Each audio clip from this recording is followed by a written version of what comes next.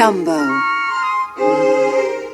It's a starry night, and the sky is full of storks, carrying babies to all the mothers who live in the circus. A baby kangaroo for Mrs. Kangaroo.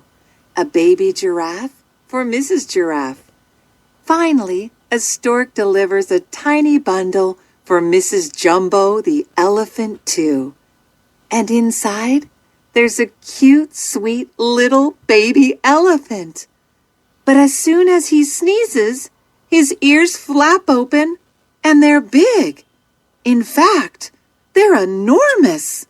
"Those ears, aren't they funny?"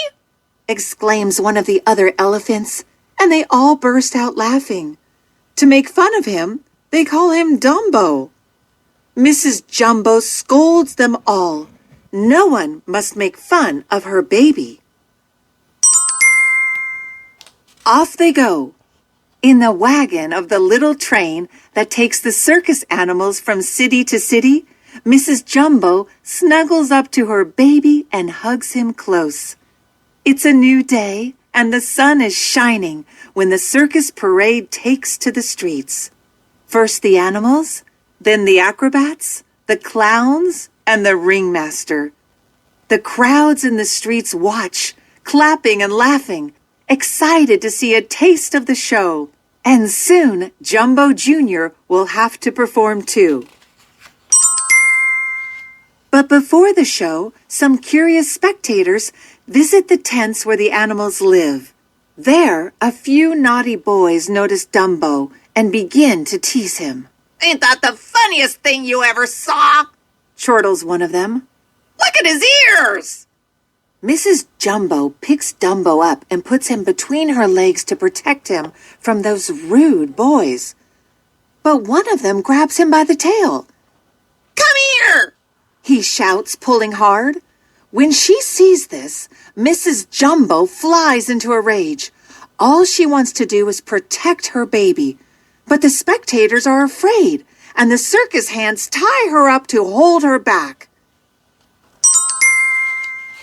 As punishment, the ringmaster locks her away in a wagon with bars on the window, chained to a heavy ball so that she can't escape. Without his mother, Dumbo feels so terribly sad, and a tear rolls down his trunk. Maybe the other elephants will help him. No luck. In fact, they pretend not to see him. He's truly been left alone, with no one to help him. Or has he? The circus is also home to a little mouse called Timothy. He has a heart of gold, and he tries to make Dumbo feel better, offering him some delicious peanuts to munch and smiling as he says, "What's the matter with his ears? I think they're cute." Timothy has big plans for Dumbo. It would be wonderful to organize a show with Dumbo as the star. And it just so happens that the ringmaster is planning a new act for the elephants. Timothy is sure he'll find a way to include Dumbo in it. Of course he will. That night, when the ringmaster is sleeping, Timothy whispers in his ear that Dumbo must be the star of his fantastic new act.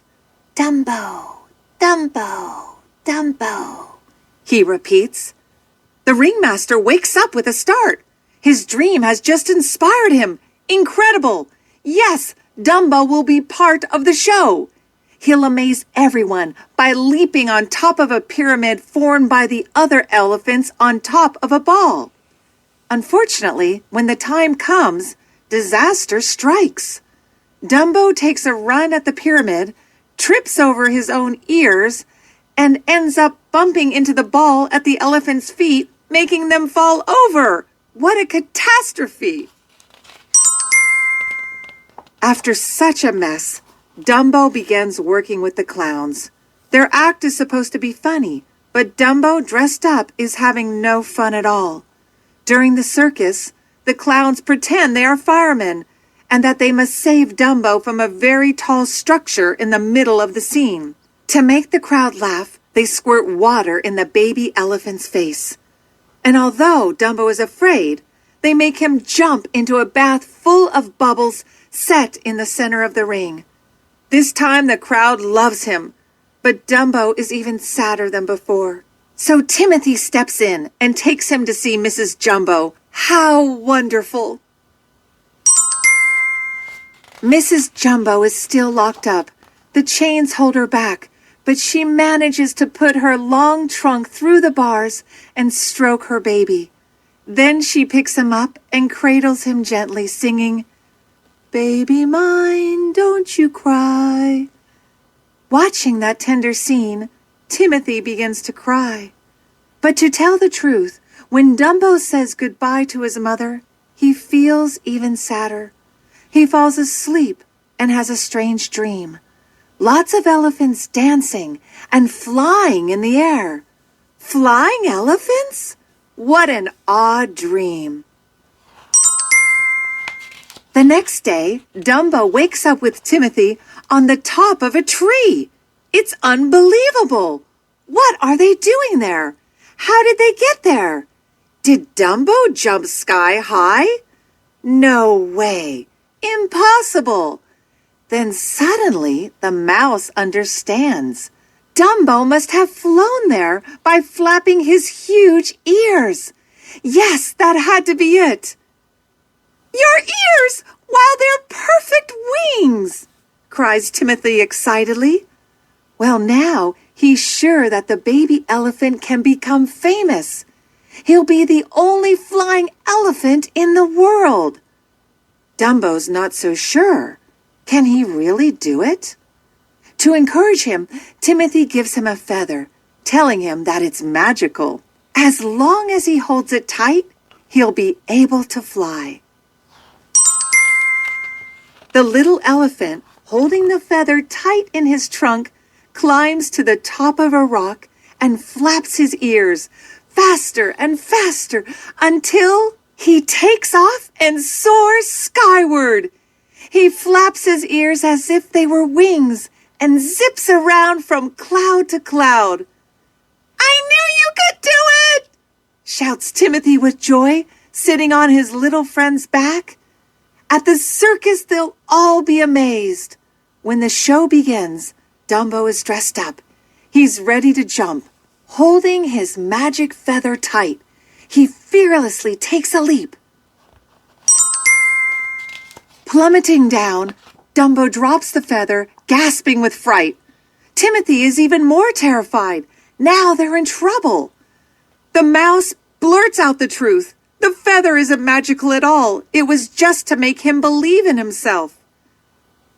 "Dumbo, come on, fly!" he cries. "You can fly! Honest, you can!" Then, without the feather, Dumbo opens his ears, gliding like a plane over the crowd. The clowns and the other elephants who can't believe their eyes. And so ends the story of Dumbo, the baby elephant who can fly. Since then, he has become famous all over the world, and he now travels in his very own circus wagon, snuggled close to his mother.